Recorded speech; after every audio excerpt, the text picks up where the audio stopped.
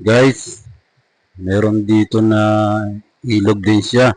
Karugtong noong malapit sa pinuntahan namin, meron ditong barkong bato. Titingnan ko. Samahan niyo ko guys.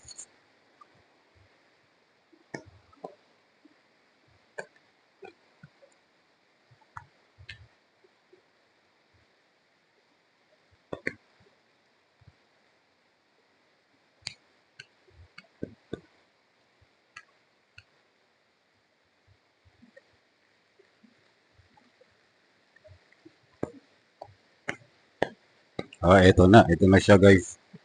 Barkong bato. Ito guys.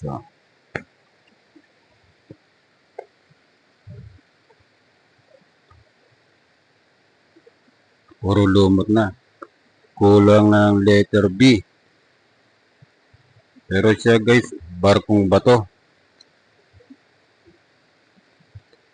Barkong bato siya. Nawawala lang yung D. Nabasag na. So, tingnan natin. Baka mabubuo natin. Dito sa baba.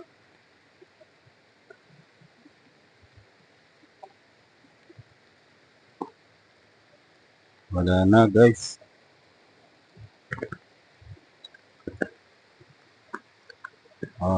May karatula dito. Bawal pumasok. Huwag natin papasok guys. Kasi bawal. So, bawal pumasok.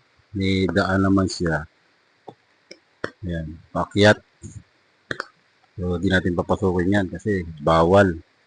Hanggang dito na lang tayo. Tingnan natin. Bakit tinawag na barkong bato? Bababa ako guys. Madulas to. Kasi malumot. Gawa ng ulan.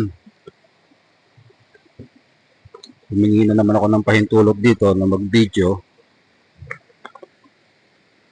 Ayan, oh. Ito, guys. Malakas din yung agos, oh. Malakas. Ayan, oh. Lapit tayo ng konti. Ito. Ayan, oh. Maliligo lang din. Pwede na dito. Pero delikado to kasi malakas ang agos. Maraming bato sa ilalim nito. Ayan, oh. Hanggang doon yan, oh. Malayo pa.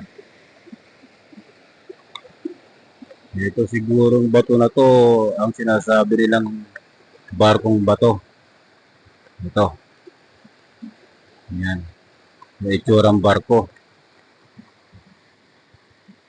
Ito. Madulas. Ingat lang. Baka madulas ako. Ito guys, oh. Itsurang barko. Ayan, oh. Puro puno. Ito, oh.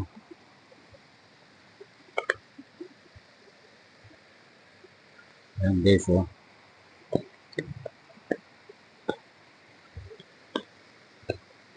Taas.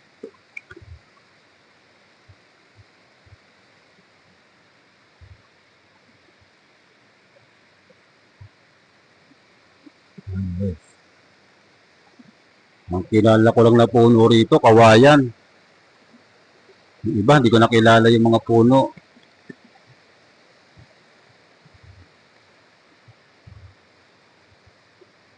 Oh.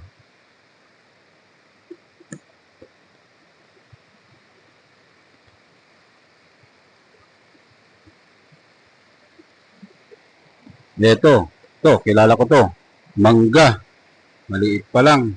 Saka saging. Ito lang guys, ang kilala ko. Ito. Yan o, may ilang pirasang puno ng gabi. Yan.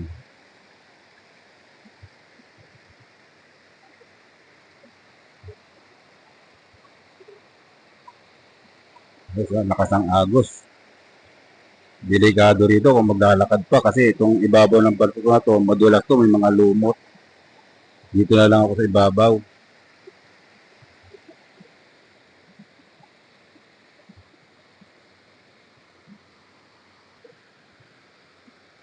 Okay guys. Thank you for watching guys.